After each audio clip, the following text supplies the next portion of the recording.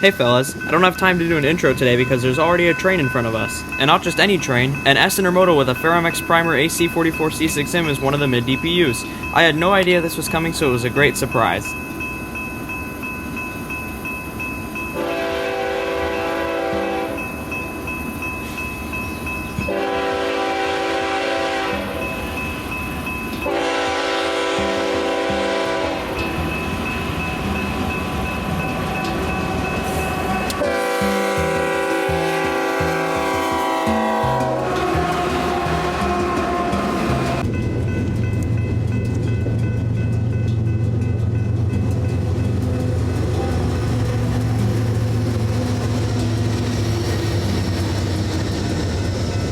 Anyways, I was out on this day, July 6th, because CSX 4568 was on the queue LAC-CHI. An hour after that S intermodal passed, my next train showed up, which was the one I was looking for.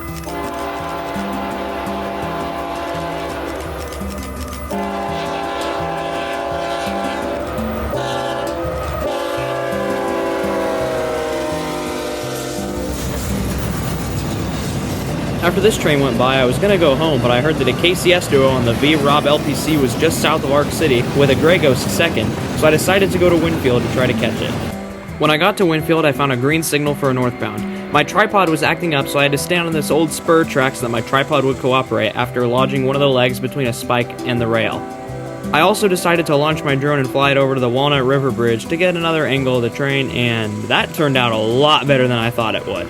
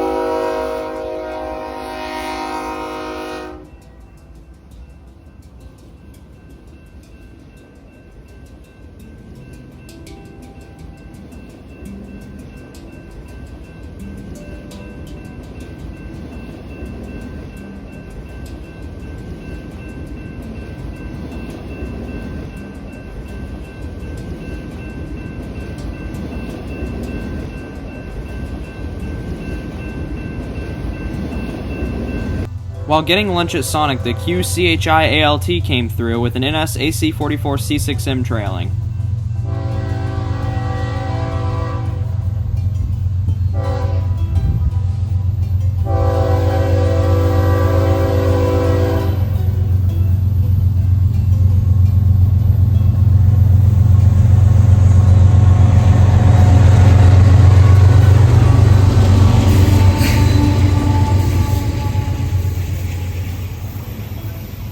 After finishing my Sonic, I headed over to the skol yard office to see what was over there.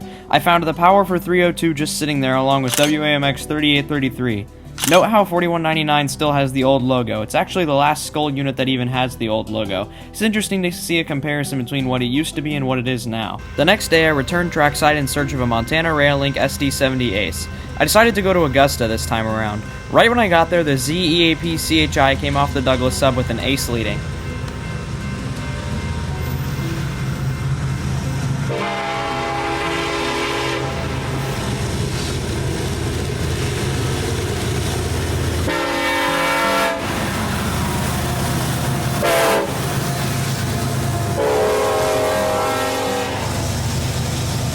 A half hour later, the Red Rock coal showed up. The Thundercab Ace trailing second on the head end was a nice treat, as I heard those are getting phased out.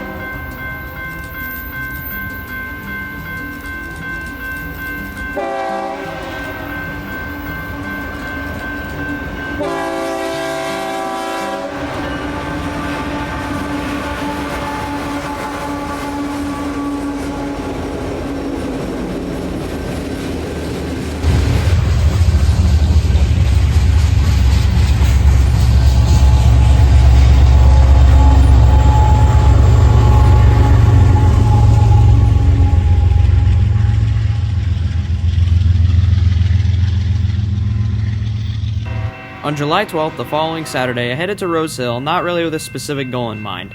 The only train I would catch there was the ZLAC-WSB with an H2 GEVO on the point.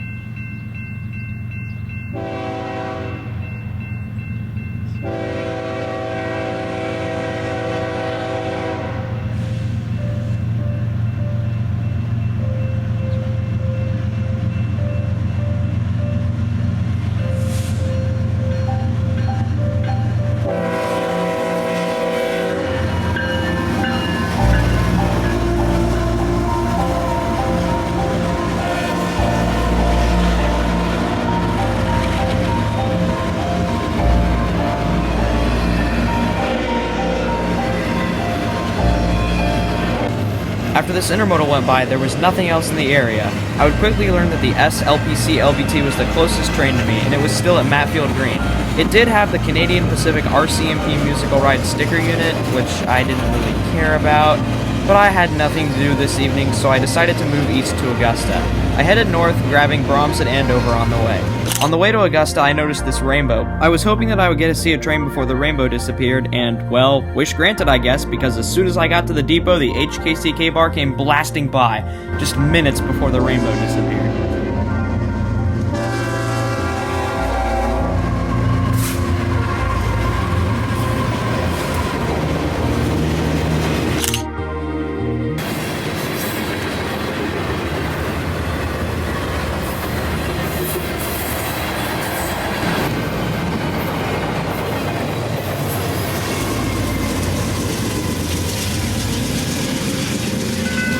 'My next and final train would be the SLPC-LBT, with an awesome surprise on the head end in addition to the RCMP musical ride unit as the mid-DPU. The third unit on the head end behind a duo of SD70 Aces was an NS-9.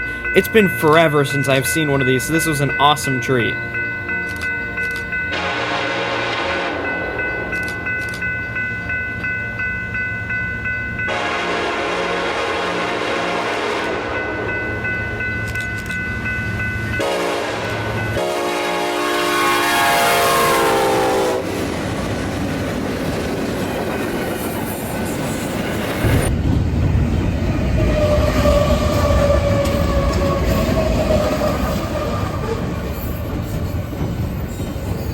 Three days later, on the 15th, will be my next outing. I was heading up to Abilene to ride the Abilene and Smoky Valley excursion with a couple family members. I stopped in Newton on the way to see what was there, and I found these two Jeeps sitting by the yard office, as well as BNSF 1970 and H1 SD40 lashed up to two GEs and a fake bonnet. This is a great surprise, and I'm glad I stopped at Newton. Nothing really happened at Abilene or on the train ride, so I'll just skip to Enterprise. While the train was stopped in Enterprise, I was milling around the front of the train just taking some B-roll of 4 when I was approached by one of the ASV volunteers. She kindly asked me what I was doing and if I was there to film for a school project or if I was just doing it for fun. I told her I was just doing it as a hobby, and she told me that that was neat and that she was going to point me out to the executive director.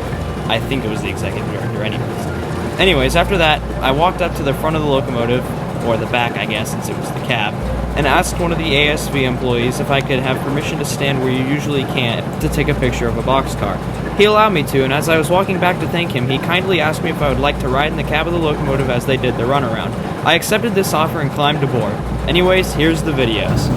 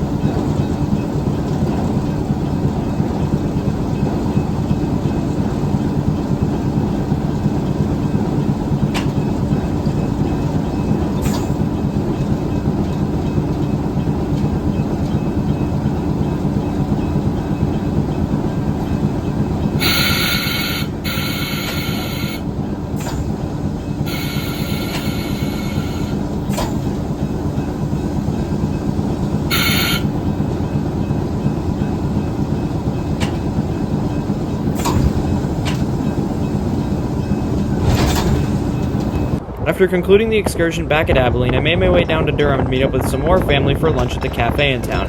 The cafe is within easy walking distance from the track, so I was easily able to walk to the tracks and back for some trains. The first train that came by was LMS 55 that caught me completely by surprise, and of course it had an SD70M leader. It also had two snoot-nose SD40s trailing.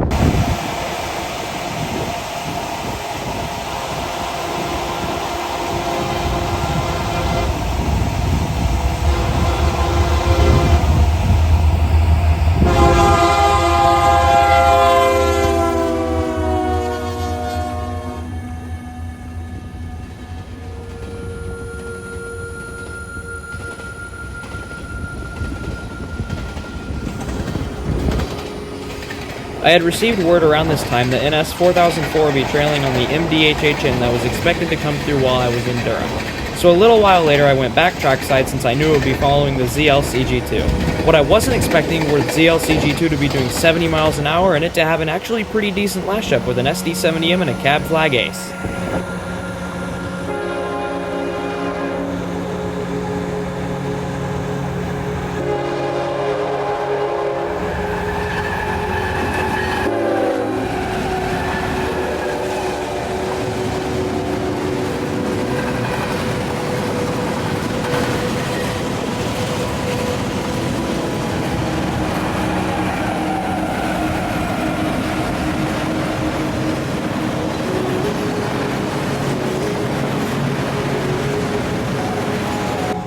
Following very close behind the ZLCG2 was the MDHHN as expected.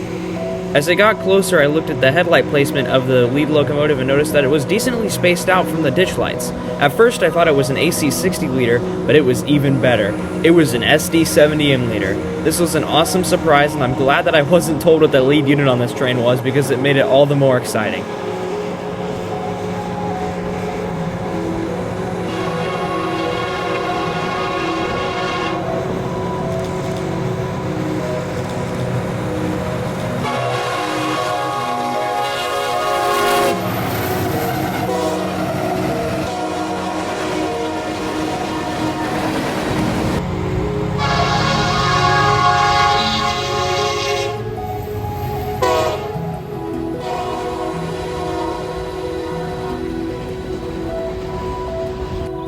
A few days later, I wasn't planning to do anything, but I was randomly asked if I wanted to go to Pioneer Bluff and Matfield Green.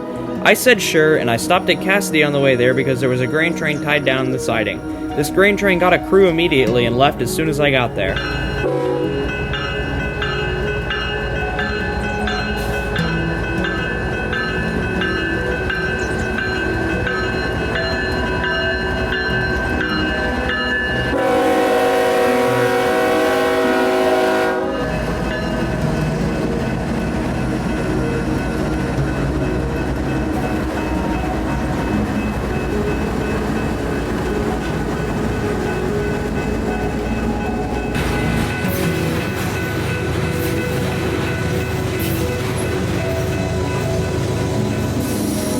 I was able to make it up the road leading to Pioneer Bluff, but not much further.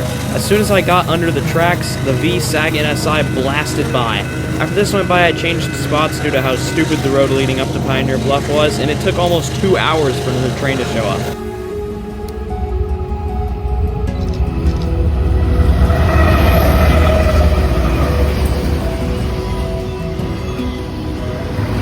The only other train I saw, which was the one that took 2 hours to show up, was another lackluster westbound grain train. Go figure.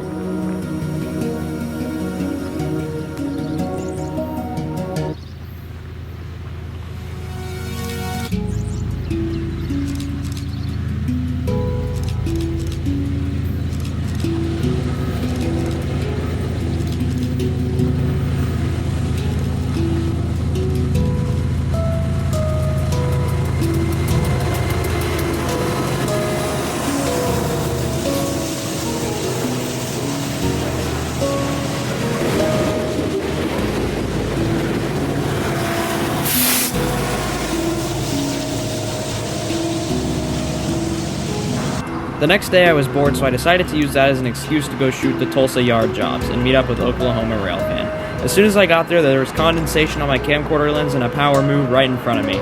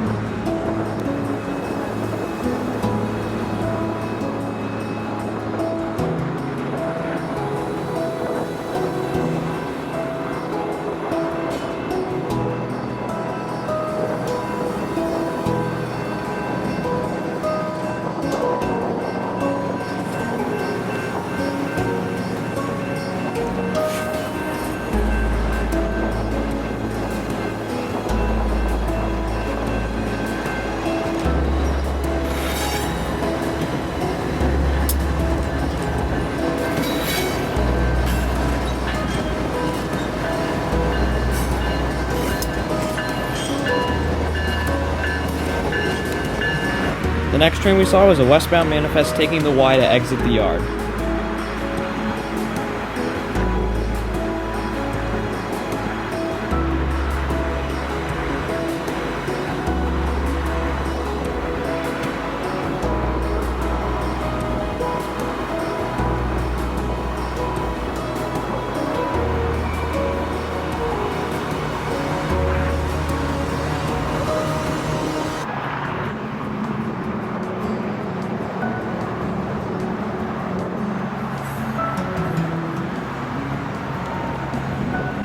The next train was the only non-manifest local or yard job train that I saw, the UWG NSAP with a Sioux Line hopper as the buffer car.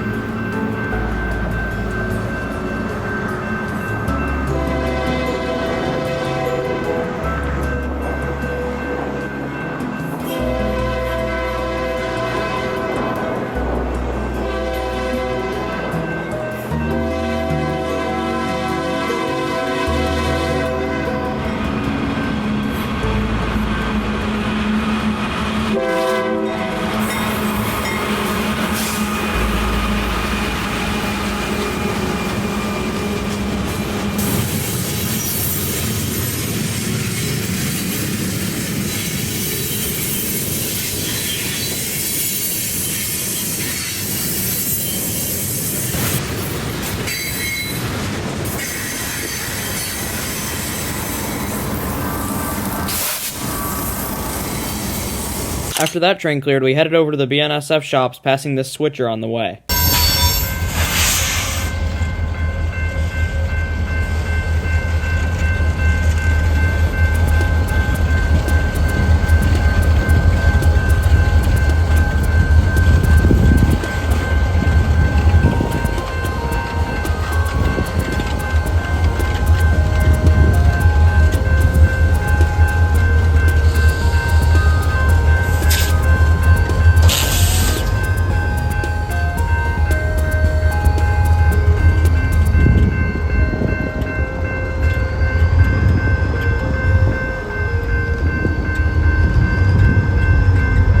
At the shops, we saw several locomotives of interest, those including a repainted fake bonnet, a GP60M, several executive Macs, and BNSF 3158, an XBN GP50L still wearing its original colors. This locomotive was originally built for the Burlington Northern with an extended cab designed to hold 5 crew members instead of 2.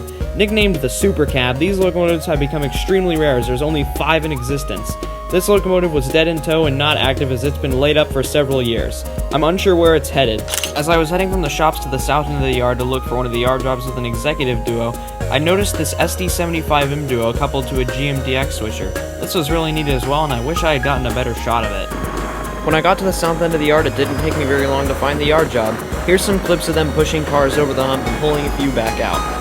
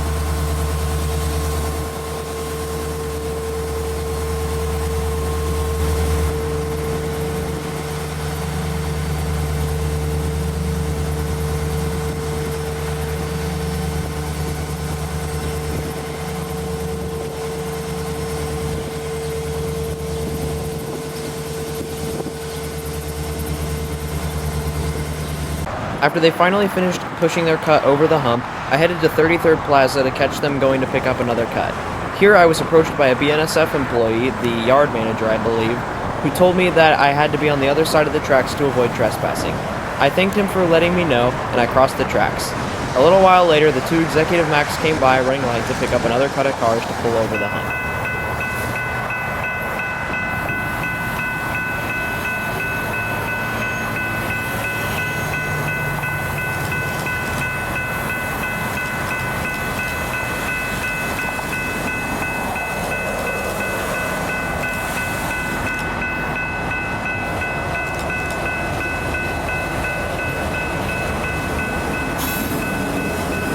After coupling onto their next cut, the two executive Macs started making their way back towards the hump to shove them over.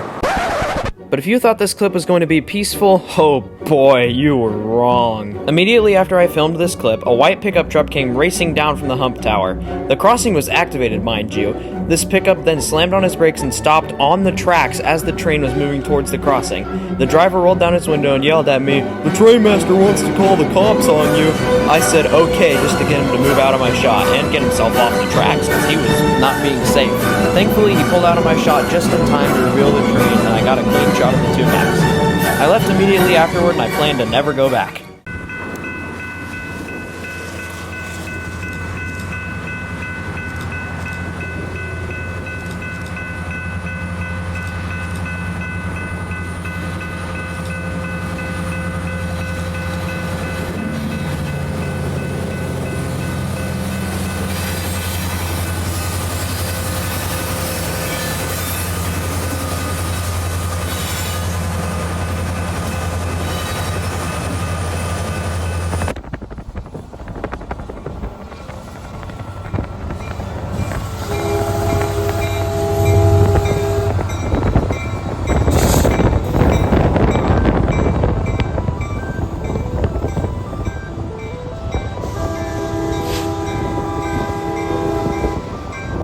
On my way home, I stopped at Scowler's Wellington facility to see what the mystery locomotive from April was. It turned out to be a red and white striped GP7U that literally nobody nowhere knows about. I'm assuming it was built for the Santa Fe, but there's really no way to tell.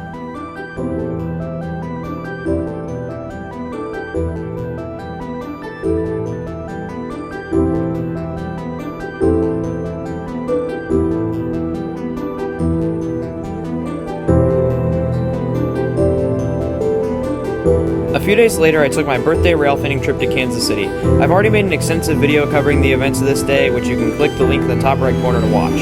I'm just going to show the major highlights so that this video doesn't get too long.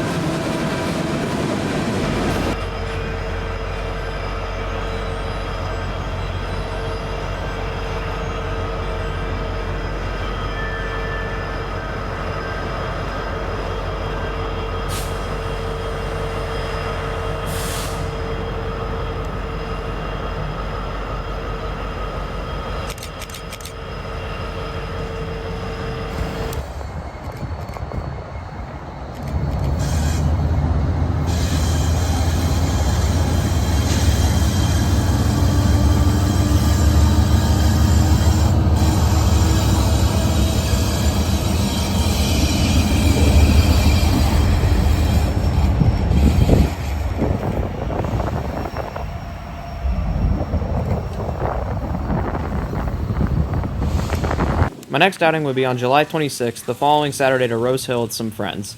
We saw nothing of interest, so I'm going to be lazy and not give any additional narration.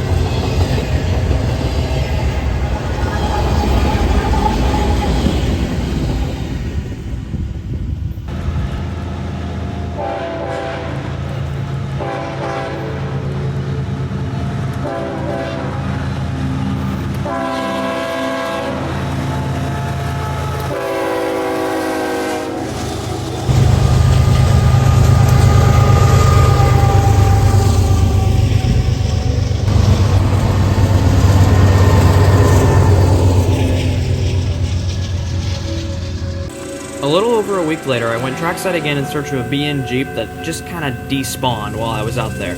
I was trackside for about 2 hours and only got one train, that being the H Bar Gal, again, with a crispy Jevo trailing last.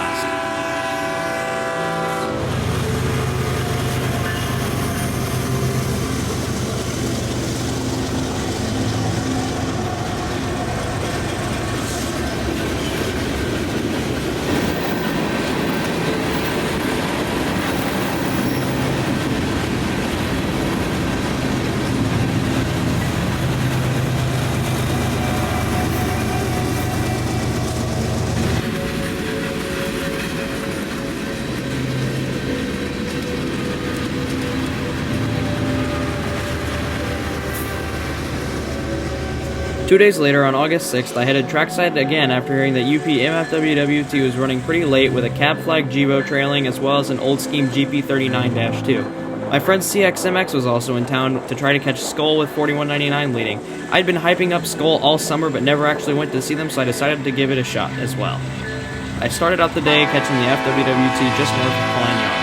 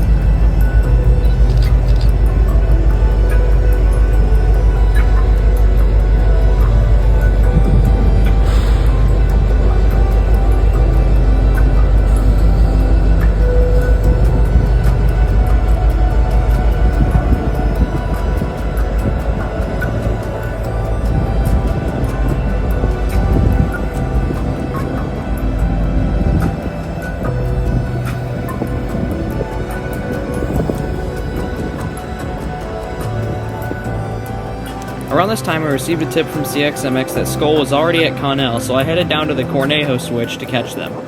What neither of us was expecting was there to be a waybill today. WAMX 3874, a GP38 MEP, was trailing third of three, heading dead in tow. It was going to be swapped out with WAMX 4032 as the Cornejo switcher.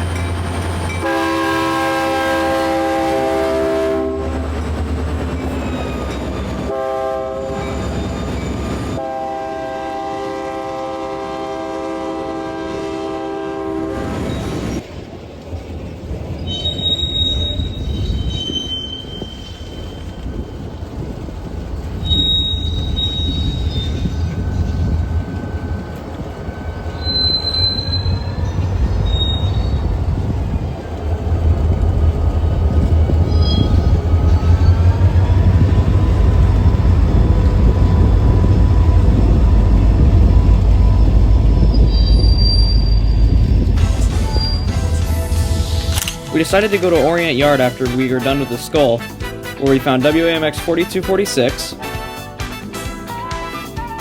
Yeah, that's about all I have to say for that. And Oxy 1, the switcher that works the petroleum place down by Clearwater.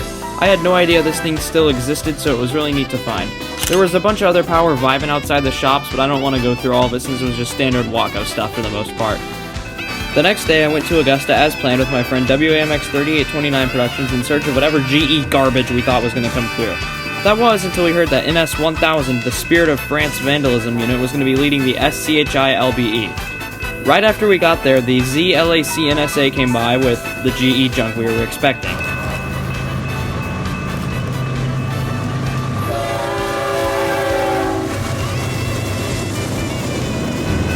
Next was a bit of a treat. The HKCK bar that had actually stopped on a green just short of the crossing had an elite lash-up. In the lead was BNSF 7816, one of the H2-H3 hybrids. These are always neat to see, especially since they aren't really trackable easily. The last three units in the consist were all dead in tow Dash 9s as well, heading to Barstow for storage, with the last one being an H1.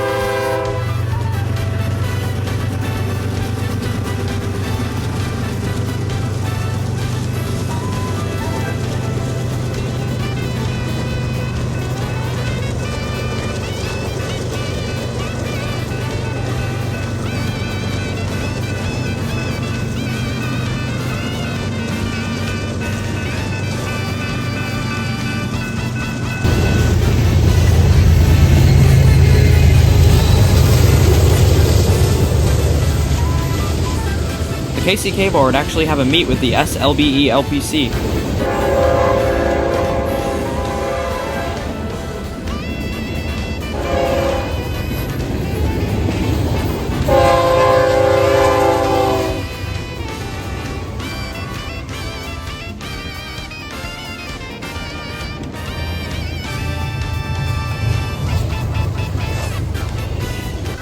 Next was the Mega SLPC LBT, which jump scared both of us.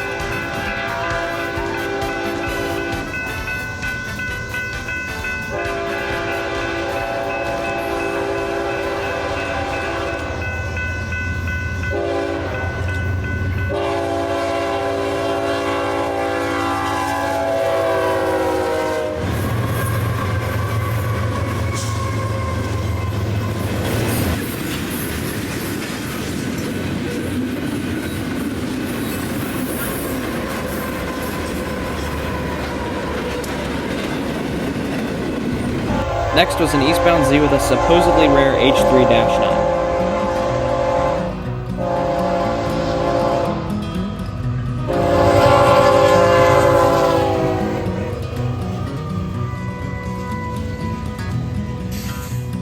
Next, we got this neat distant race between the HCDT gal and LCAN 211. LCAN 211 was taking the siding where it would stop for several hours.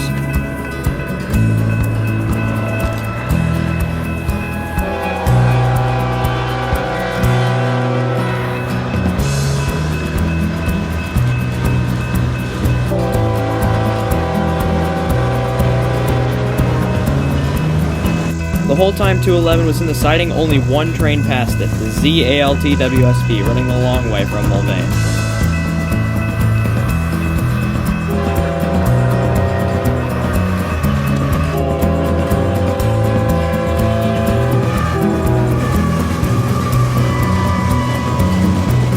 My next catch will be 211 leaving with probably the nicest crew of the year.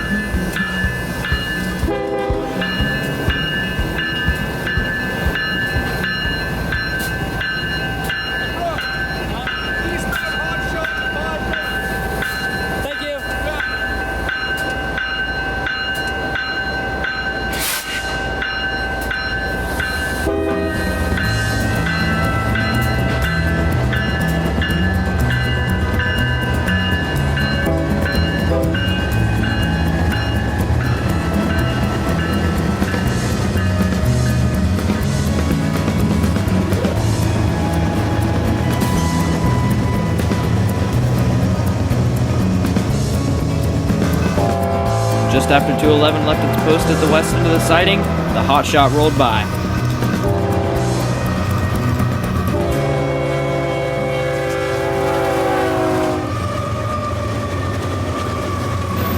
The eastbound intermodal had a meet with a westbound loaded grain train that was heading towards the Douglas sub, but my phone tripod decided existing wasn't fun anymore and fell over, almost taking my camcorder tripod with it.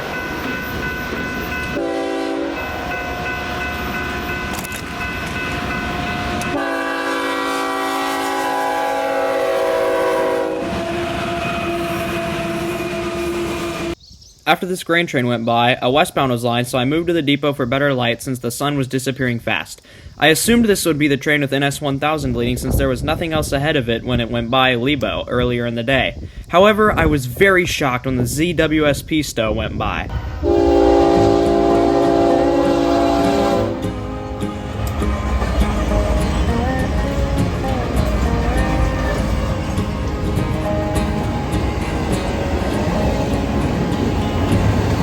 By this point, it was past 9:15, but thankfully the SCHI LBE was right on the tail of the ZWSP stow, so I was able to catch it before I had to go home for the night.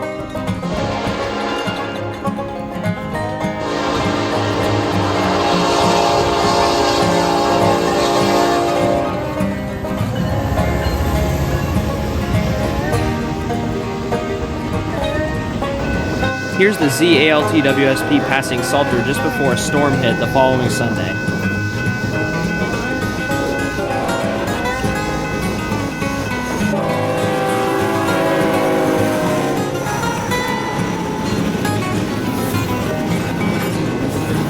Two days later, on Tuesday, August 12th, I heard that UP 1988, the Katy, would be leading the K&O grain train into Wichita.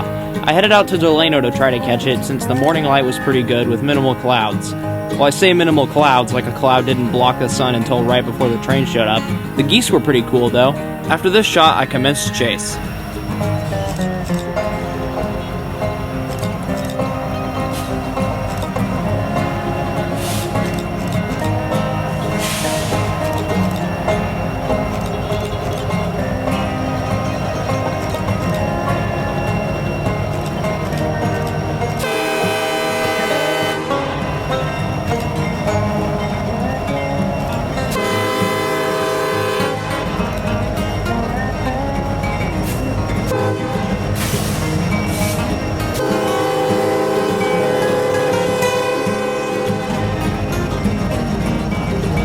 The only other spot I went to catch them at was at the Arkansas River Bridge. Man, this is one of my favorite shots of the year.